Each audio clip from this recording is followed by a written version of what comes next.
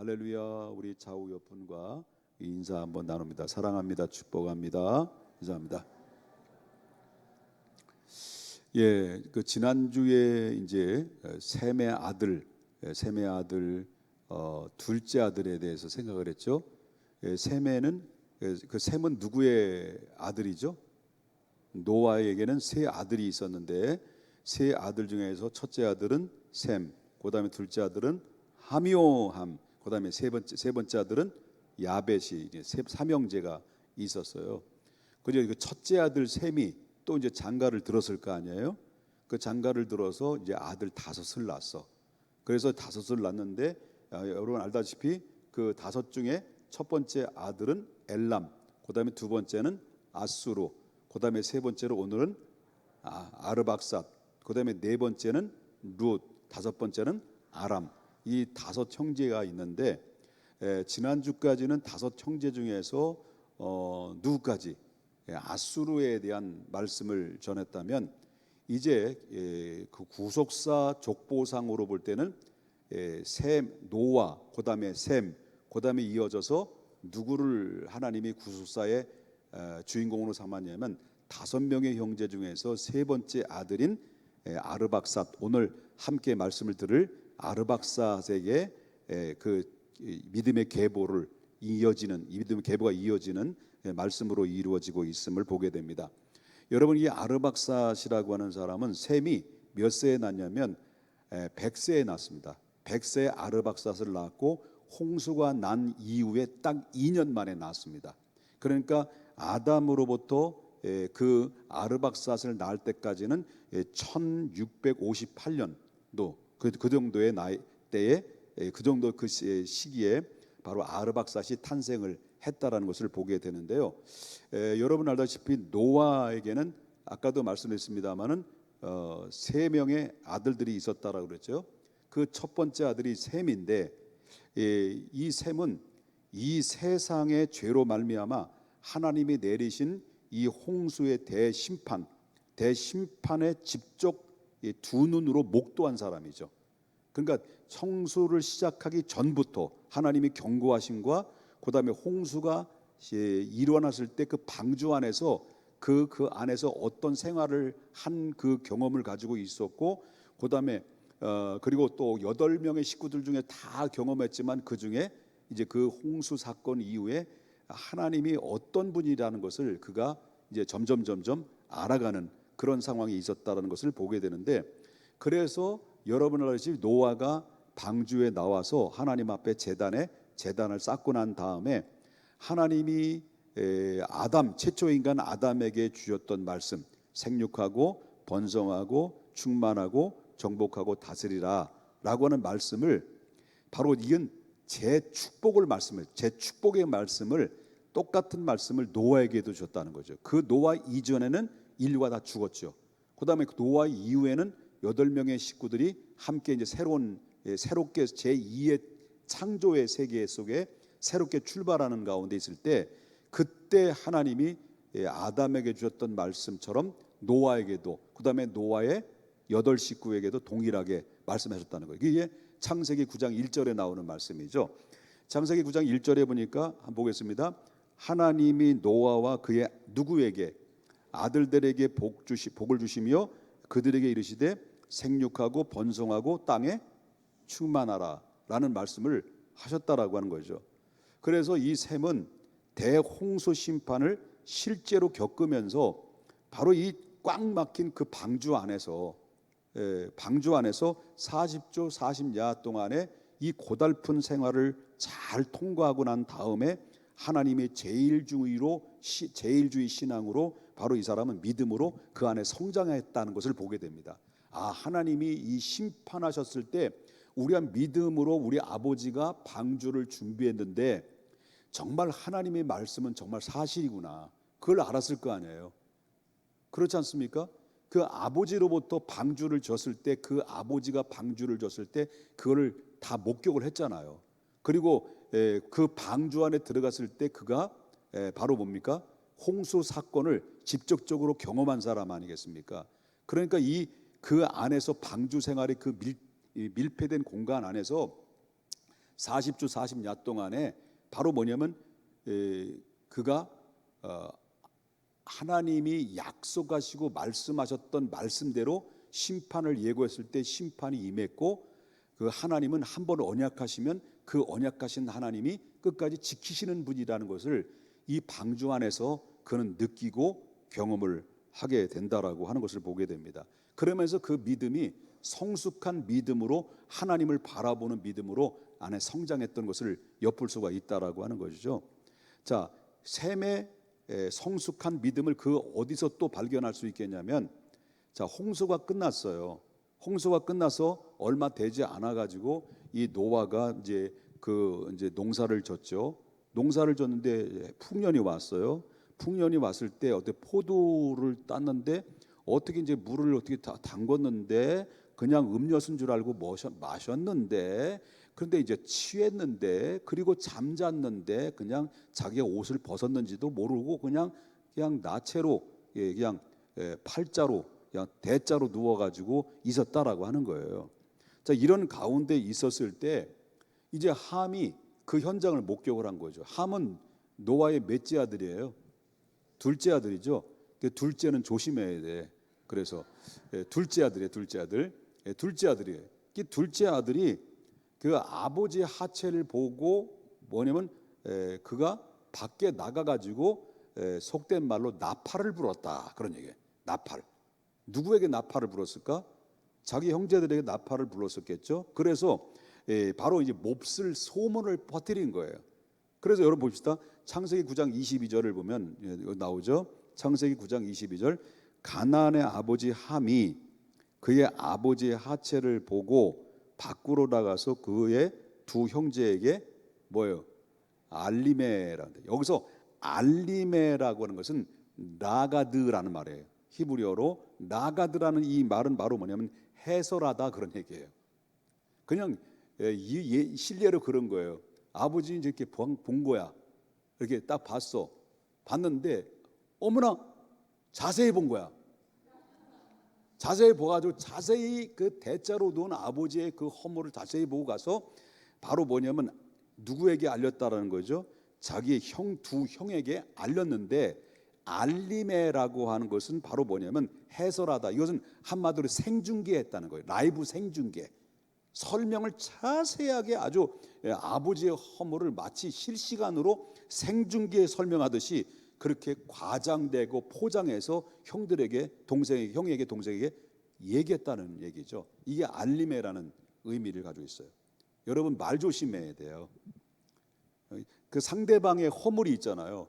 허물이 있으면 어머 저러네 할 때, 다른 사람한테 갔을 때도 어머 저 사람이 저러네 이렇게 얘기되는데, 어머 저러네 해서 뭐가 더 붙여요? 뭐가 더 붙여요?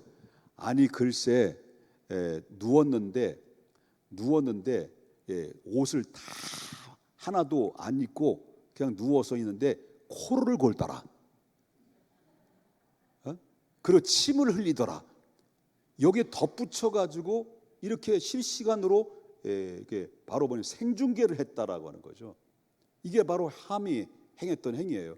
여러분 그것이 아버지가 의도적인지 홧김에 저주를 했는지 모르지만 햄은 햄이래.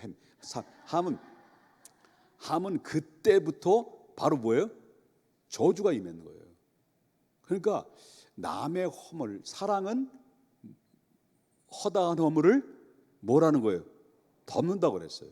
그런데 이 함은 허다한 허물을 뭐예요? 해설을 했다. 생중계를 했다. 실시간 생중계. 과장, 포장해서 했다라고 하는 것을 이제 보게 된다라고 하는 거죠. 자, 반대로 이상을 들었어요. 누구에게? 둘째 아들 함에게 들었단 말이에요. 그럼 이 말을 듣고 있었던 형 셈의 행동을 보십시오. 셈의 행동을 보게 되면 바로 뭐냐면 그는 신중하고 주도 면밀한 사람이었어요. 그래서 9장 23절 볼까요? 셈은 야벳이 옷을 가져다가 셈과 야벳이 옷을 가져다가 그 함이 거기 있어요, 없어요? 함은 빠졌죠? 어디로 간지 사라졌어요. 근데 그 말을 듣고 그 형 셈과 그 함의 동생 야벳은 옷을 가져다가 자기들의 어깨에 메고 뒷걸음을 쳐서 들어가서 그의 아버지 하체를 덮으며 그들이 얼굴을 돌이키고 그의 아버지의 하체를 보지 아니했다라고 그랬습니다. 그러니까 겸손하게 뒷걸음쳐 들어가서 겉옷을 아버지 하체를 싹 덮어주고 나왔다는 얘기인데, 이 태도는 바로 뭐냐면 그 중심은 아버지를 공경하는 태도가 있었다는 거죠. 아버지를 공경하는 태도. 그러니까 사람은 남의 이야기하는 것을 굉장히 즐거워하는 습관이 있습니다. 그래서 어디 이야기하면 남의 뒷담화를 치는 거에 대해서 매력을 느끼죠. 제가 지난 주일날 말씀하신 쌈 구경하는 거 재밌다고 그랬잖아요. 그 남의 이야기하는 거 굉장히 재미있어요, 들어보면요. 그런데 여기에 이 사람은 아버지를 공경하는 태도를 가지고 있었다라는 것을 보게 되고요. 노아는 술 깬 후에 그의 아들 함 때문에 뭐 함뿐만 아니라 어떻게 됐습니까? 저주를 내렸는데 함뿐만 아니라 그의 아들을 가나안에 이르기까지 아주 극심한 저주를 받게 되는 그런 상황이 이르게 됐다는 것을 보게 되는데라고 하는 것입니다. 그러면 물어보겠습니다. 축복받기를 원하십니까? 저주를 받기를 원하십니까? 예? 그러면 이 축복받으려면 누구처럼 해야 된다고요? 셈처럼, 야벳처럼 허다한 허물을 덮어주는 거예요. 그러면 저주받으려면 비결이 뭐예요? 저주받을 비결, 함처럼 살면 돼요. 그러니까 우리는 말을 조심하라. 말.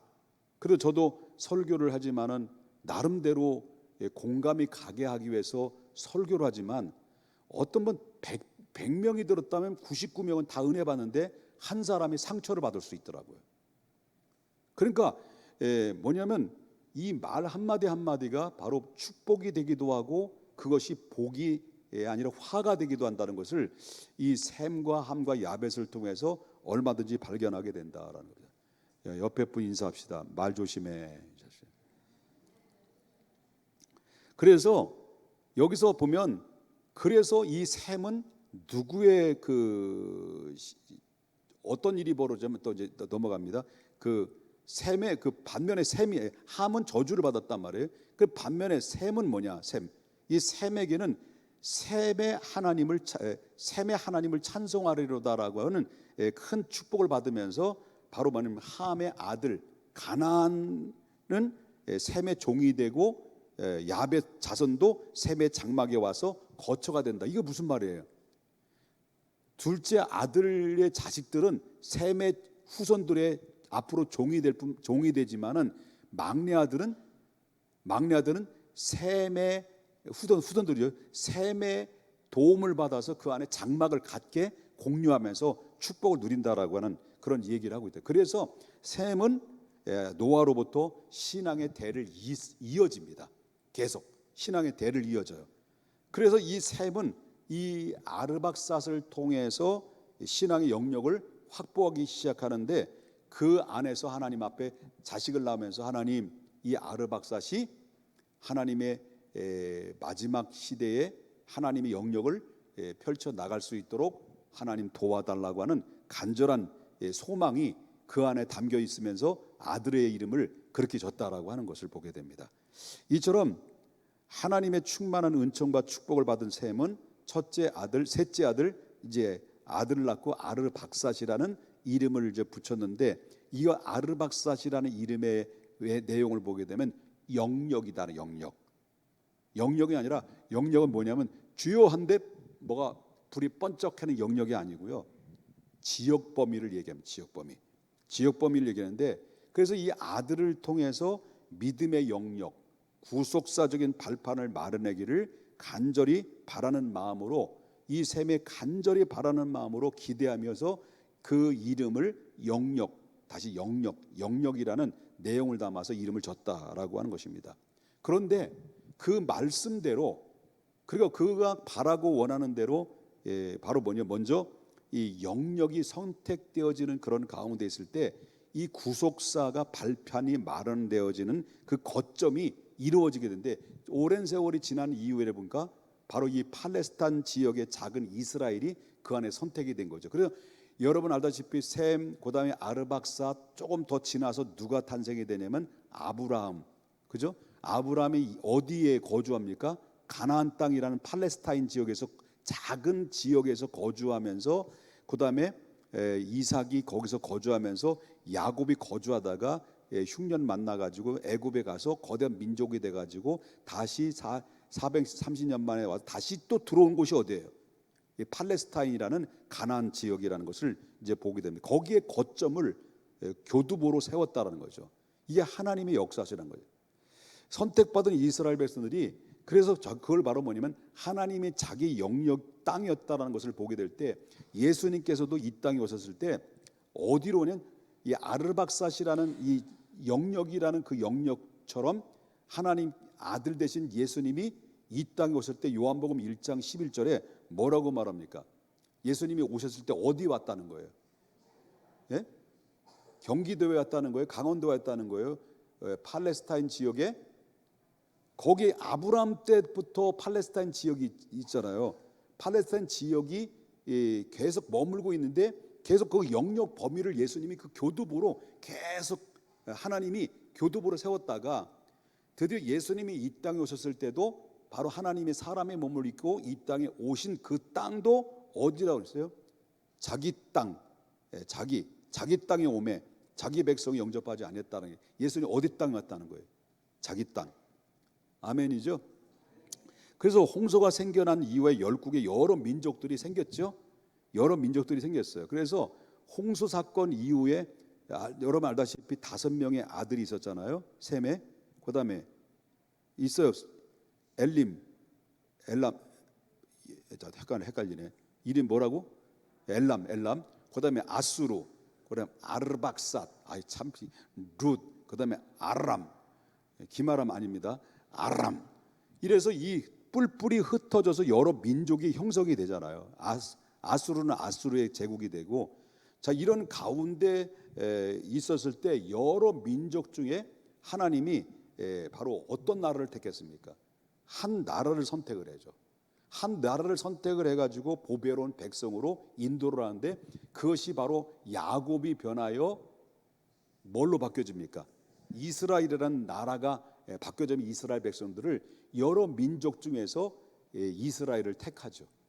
택해가지고, 그래서 여러분 알다시피 신명기에 나오는 말씀은 이스라엘 백성들을 하나님이 특별히 여러 민족 중에서 택하였다라는 것을 이야기하는데, 신명기 7장 6절에 보니까 너는 여호와 내 하나님의 성민이라, 성민이라 내 하나님 여호와께서 지상 어디 중에 만민 중에서 너를 자기 기업의 백성으로 어떻게 했다는 거예요? 택하셨다라고 그랬습니다. 또 이제 10장 15절에 보니까 신명기 여호와께서 오직 내 조상들을 기뻐하시고 그들을 사랑하사 그들의 후손인 너희를 또 뭐라고 그래요? 만민 중에 택하셨음이 오늘과 같으리라. 또 신명기 26장 18절에 여호와께서 내게 말씀하신 대로 오늘 너를 그의 보배로운 백성이 되게 하시고 그의 모든 명령을 지키라 확언하셨느니라. 이 32장 9절에 보니까 여호와의 분깃은 자기 백성이라 야곱은 그가 택하신 뭐래 또 기업이나. 그러니까 여러 민족 중에서 하나님이 어떤 의도를 가지고 누구를 택한 거예요? 하나님의 선민이라는 국가인 이스라엘을 택한 거라고 하는 것입니다. 그러면 오늘날 보면 아니 이스라엘은 이스라엘이고 우리는 우리인데 이스라엘하고 우리가 무슨 상관이 있냐라고 할 때 깊은 관련이 있습니다. 이스라엘이 없으면 오늘 우리가 없는 거예요. 없다라는 거죠. 그러면 아모스 선지자는 선민의 탄생을 이렇게 이야기합니다. 선민의 탄생을 아모스 3장 2절에 보니까 중반절에 보니까 내가 땅의 모든 족속 중에 누구만 알았다는 거예요? 너희만 알았다라고 합니다. 그러니까 하나님은 모든 족속을 다 알고 있지만은 이스라엘만 너희만 알았다라고 하는 것은 내가 너의 민족을 특별한 계획 속에서 택했다라는 얘기를 하는 거예요. 이게 구속사적인 원리에서 얘기하는 거예요. 그러면 여기서 이 선택이라고 하는 것은 이 선택이라는 선민한 여러 민족들이 택한 이유가 바로 뭐냐 할 때 그 어떤 특출난 자격이나 아니면 조건 때문에 절대적으로 이 이스라엘을 택한 것이 아니다라고 하는 거죠. 아모스 선지자는 뭐라고 말하냐면 하나님이 선택한 거에 대해서 너희가 하나님 앞에 성민으로 선택했다 할지라도 그 은혜를 망각하게 된다고 한다면 어떻게 됩니까? 가혹한 심판을 면치 못하게 될 것이다라고 하나님이 경고의 메시지를 계속해서 선지자를 통해 내려줬는데, 이스라엘 역사를 보게 되면 그렇게 하나님 앞에 완벽한 준비된 민족이 아니잖아요. 늘 하나님이 부르셨으면 조금 등 따뜻하고 배부르면 또 우상죄를 짓고 또 하나님 앞에 범죄를 범하고 이래서 결국 어떻습니까? 또 얻어 터지고 그 다음에 또 회개하고 잘못됐다라고 하면 또 하나님 용서하시고, 이게 반복적으로 계속 이루었던 것이 이스라엘 역사예요. 그럼 마지막 이제 드디어 여러분 알다시피 예수님이 마지막으로 이제 하나밖에 없는 아들 되신 예수님을 이 땅에 보내셨을 때도 바로 뭐냐면 이스라엘 백성들은 자기 땅 자기 백성 가운데 왔으나 자기 백성이 그를 영접하지 않았다라고 하는 거죠. 오히려 예수님을 죽였단 말이에요. 그러나 결국 어떻습니까? 그들은 예수님을 죽였지만은 예수님이 이 땅에 오신 목적이 뭐냐? 제가 쭉 얘기했던 것이 뭐냐면 아담으로부터 오늘 셈, 그 아들 셋째 아르박삿을 통해서 그 다음에 또 계보를 계속 끊기지 않고 계속 이어왔다는 거예요. 아브라함, 그 다음에 뭐예요? 다윗, 그 다음에 뭐예요? 그 다음에 예수 그리스도께서 오기까지는 하나님의 그 계보의 믿음의 영역을 계속 이렇게 이 역사를 이루시다가 드디어 예수님이 이 땅에 이스라엘 백성을 통해서 구원의 역사를 펼치시려고 하는데, 이스라엘은 또 뭐예요? 자기 땅에 예수님이 왔고 자기 백성 가운데 왔지만 저들이 영접하지 못했단 말이에요. 결국 예수님 죽였단 말이에요. 예수님을. 그러나 그들은 죽였지만은 그 대신 바로 뭐예요? 그들은 그 죽인 죄로 인해서 2000년 동안 나라 없이 처절한 인생을 살았다. 처절한 삶을 살았단 말이에요. 독일 히틀러에 의해서 600만 명이 독가스에 의해서 결국 죽임을 당하는, 그 나라도 없이 예수님이 십자가에 대속하시고, 그리고 저 예수를 죽여라, 우리가 핏값을 받을 테니까 저 예수를 죽이라 했을 때 그 죽인 대신 그들의 핏값을 이스라엘 민족 역사 속에 2000년 동안 나라 없이 그대로 받았어요. 나라를 잃어버리고.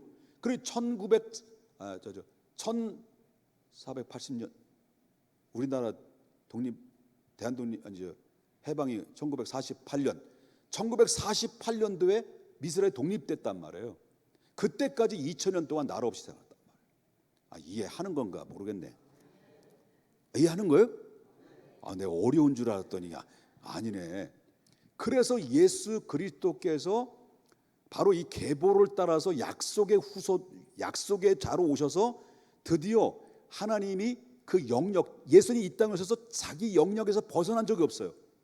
자기 땅에 왔고 이스라엘 가나안 땅의 중심을 통해서, 다시 말하면 유대 작은 땅의 중심을 통해서 벗어나지 않고 그 안에서 예수 그리스도는 바로 뭐냐면 하나님의 그리스도의 하나님의 구속의 뜻을 예수는 실질적으로 순종하시고 은혜를 펼쳤단 말이에요. 그래서 여러분 알다시피 스로보니게 여인이 와가지고 내 딸이 귀신 들렸습니다. 이방 여인이거든요. 내 딸이 귀신 들렸습니다 하실 때 예수님께서 뭐랍니까?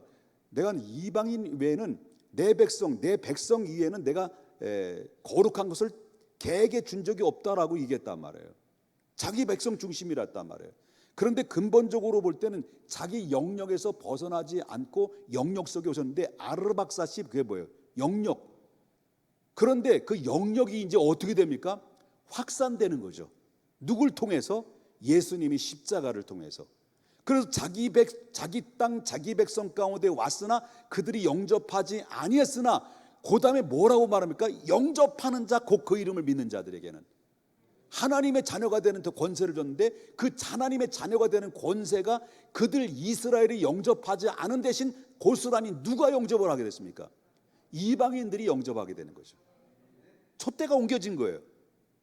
그래서 여러분, 그래서 예수님의 십자가와 부활의 기점을 통해서 영역이 이제 자기 땅에서 이젠 예수님이 절대로 자기 땅이 아닌 곳에서 벗어난 적이 없단 말이에요.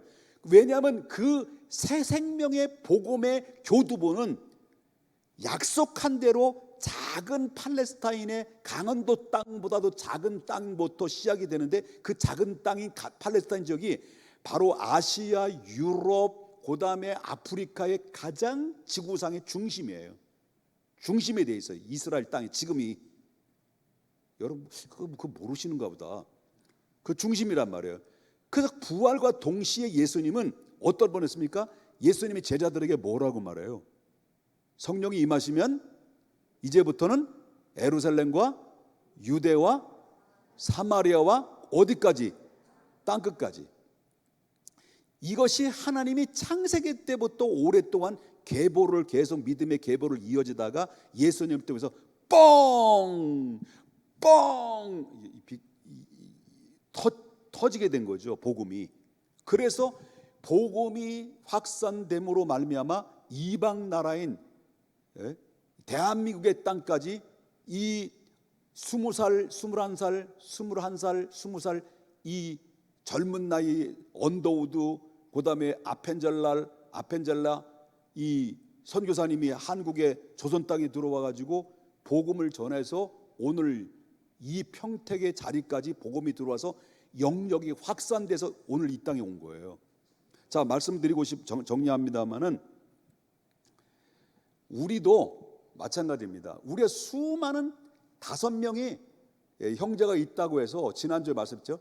5명의 형제가 있다고 해서 이제 5명이 다 바로 뭐냐면 하나님께로부터 택함 받은 게 아니라는 거죠. 그래서 내가 장로님의 아들이라고 해서, 내가 또한 목사 아들이라고 해서 다 그냥 가만히 저절로 하나님의 백성이 되는 건 아니라는 거예요.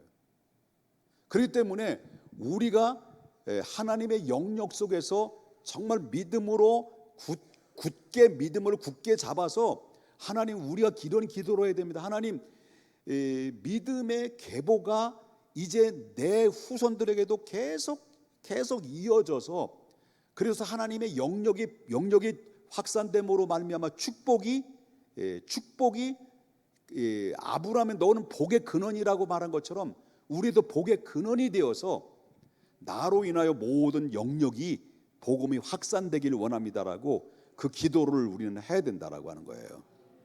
그래서 여러분 알다시피 드디어 예수님은 그 교두보에서 떠난 적이 없는데, 그 예수님은 그 자리에서 죽으셨고 부활하셔서 승천하셨지만, 그 교두보를 기점을 통해서 누구로부터 시작해서 복음이 전 세계로 일파만파로 번져나가기 시작했습니까? 제자들을 통해서. 그죠? 제자들을 통해서 이 복음이 일파만파로 번져나가기 시작하면서 오늘날 이 복음이 이 전 세계에 편만하게 하셨다라고는 결론적인 말씀드렸습니다. 자, 이것은 우리가 이루어지는 것은 우연일까요? 하나님의 계획일까요? 하나님의 계획입니다. 지금도 이스라엘은 누굴 기다리고 있을까요? 메시아를 지금도 기다려요. 지금 2000년 전에 그들이 죽였던 그 예수를 지금도 안 믿는단 말이에요. 근데 성경에 나오는 요한계시록을 보게 되면 마지막 예수님의 재림했을 때, 그때 비로소 그들은 통곡하고 탄식하며 주님께 돌아온다고 얘기하는 거예요. 이게 그러니까 그래서 예수님께서 말씀하신 먼저 된 자가 나중되고 나중된 자가 먼저 된 것이 그거예요. 우리는 나중의 사람입니다. 이방인이었습니다. 그리스도 밖의 사람이었습니다. 그런데 우리의 영접함으로 말미암아 우리가 예수 그리스도를 믿음으로 구원받은 하나님 나라의 백성이 되고 나서, 그리고 나서 이제 마지막 예수님의 재림할 당시에는 이스라엘이 통곡하며 주님 앞에 돌아올 때가 이제 오게 되는 거죠. 그래서 여러분, 모든 계획 속에서 이것만은 잊어버리지 말자. 지금 여러분 앉아서 주님을 찬양하고 말씀 듣고 함께 은혜를 공유하는 것, 하나님이 우리를 만세전에 아신 나를 정하신 나를 여러분 콜링하셔서 부르셔서, 그리고 의롭게 하시고 우리를 영화롭게 하신 것이다. 그래서 우리가 자격이 있어서 하나님 앞에 부름받았거나 우리 또 의롭기 때문에 하나님의 자녀로서 세운 것이 아니라, 하나님이 이미 나를 아셔서 나를 택하여 부르셨다면, 내가 나를, 수많은 사람이 나를 택하여 부르신 내가 앞으로 어떻게 살아야 될 것인가, 어떻게 사명을 감당해야 될 것인가 할 때 바로 때를 얻든지 못 얻든지 바로 우리도 하나님의 기쁨이 되는 영혼 구원에 대해서 외침의 소리가 돼야 된다. 그래야만이 나도 살고 너도 살고 모두가 사는 것이다라는 것을 기억해야 될 줄 믿는 것입니다. 오늘 설교는 한 10분만 하려고 했는데 그런 마음만 가지고 있으면 40분 하게 되더라고. 우리 무슨 말인지 이해되셨죠? 기도하겠습니다.